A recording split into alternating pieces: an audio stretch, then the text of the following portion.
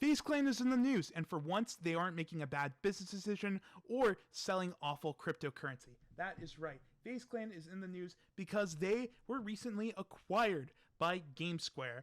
And with that purchase, Banks is back as CEO, which is pretty sick, if I do say so myself. Banks is going to be a CEO of FaZe Clan, and it's going to be independently operated, separate from GameSquare. But one huge thing is that GameSquare is going to be maintaining majority ownership. I know some people might have mixed feelings about that. Certainly one person who has mixed feelings about that and won't be coming back to FaZe is Rain. He said that 51% GSQ, 49% FaZe. Seto Kaiba taught me what owning 51% meant when I was 7. I'm so cool off that. So it doesn't look like that Rain is coming back to FaZe, which does suck. I mean, Rain's like one of my personal favorite FaZe members, but you know, it is what it is. Still, though, there is a lot to be celebrated with original ownership going back to FaZe. Certainly FaZe needs it because, my God, has their YouTube channel just absolutely tanked. I mean, there is no reason why an 8 million subscriber YouTube channel is like struggling to pull 100K. They have like a few ones here and there, like Your Age joining FaZe. He was a big streamer. And Face Rug, he's the biggest FaZe member. And like, you know, you have stuff like, you know, Trippy Red, Gideon, Mr. Beast. All of this stuff has nothing to do with like actual FaZe Clan. But one thing that is cool, they did put out a Team Taj, and I will say, come on. We still not putting editors in the title in 2023? I don't know who edited this. No one does. I think it's Divinity. This looks very Divinity-esque. But like, I mean, I watched this video, man. I can't tell. I think it's Divinity. Y'all let me know in the comments who edited this Team Taj, because that man deserves credit, as all video editors do. I did see a pretty interesting point of view over on this Forbes article here, that it's not talking about FaZe Clan, but it's kind of an interview with G2 CEO Albin Deschelte.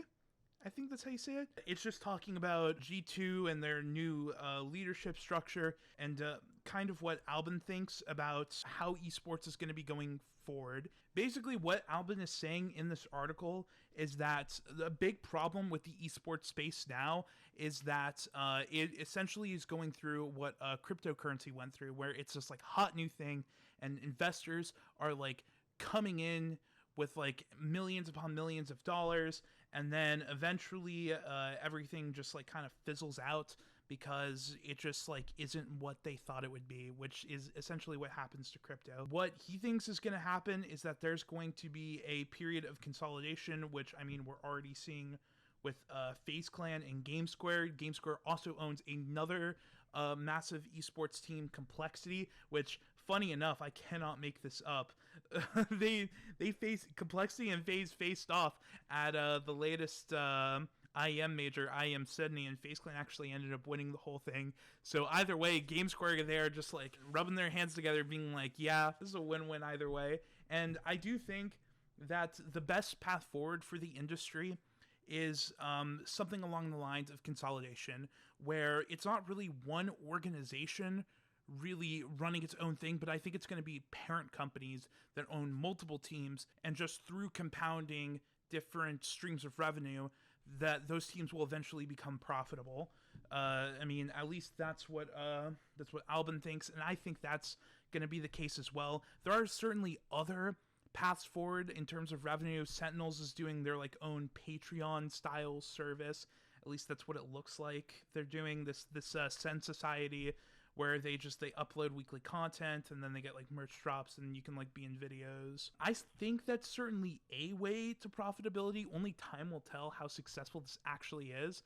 I mean, Sentinels is certainly a big enough organization. They have enough star power behind them. Like, for instance, if we go to their content tab, you know, you have like Asu, and then you got Tens, of course, and Zekin and Tarek and all these guys that are certainly big enough players in the esports space to potentially generate revenue to this side of Sentinels. I mean, Sentinels is doing okay in terms of like the viewership side, so like maybe this could lead to something, but then only time will tell. Truth be told, I was actually going to make a much bigger video talking about ways that esports could make money, and I was doing research for that, and honestly, the answer right now, I think, for the only way that esports can make money is they just got to scale back. I mean, I don't know what to tell you. I mean, I don't think that like a spot in a Champions League should be worth tens of millions of dollars like how it is in League of Legends. Don't even get me started on the absolute ridiculousness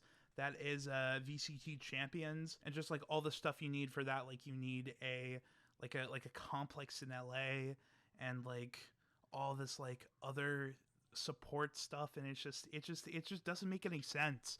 It's just I mean I said this before in my why you shouldn't join esports team as video editor video, but it's just you just can't operate teams like that. There's just isn't the vertical for it. Like that is one thing that traditional sports has over esports, is that esports is essentially a niche within a niche. It's people who are gamers and then also watch competitive video games. So it's like it's a niche within a niche. Whereas with something like football, you can have a 5-year-old that watches football or like an 80-year-old that like watches football. One other potential stream of revenue that there could be is maybe using esports as like a vessel for marketing.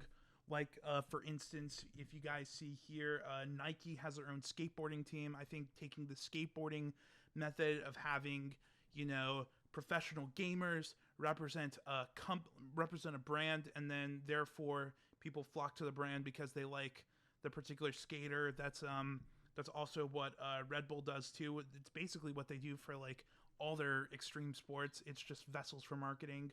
Or you have like dedicated skateboard teams, like you have April Skateboards. Honestly, I just love Yuto Origome, so that's why I used him twice.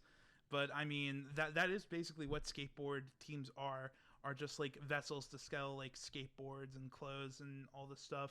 And that is to a lesser extent what 100 Thieves is doing with High Ground and Juvie. And I mean, I don't know how well that's working for them. I just hope that this leads to good things for the industry, because something needs to change. Like we can't be proceeding as usual. The whole industry is going to implode in 5 years unless we change something at an absolute systemic level, because things are just not working. But I have hope that things might change, but again, it's just hope. So anyways, that's about it. See you guys. Bye.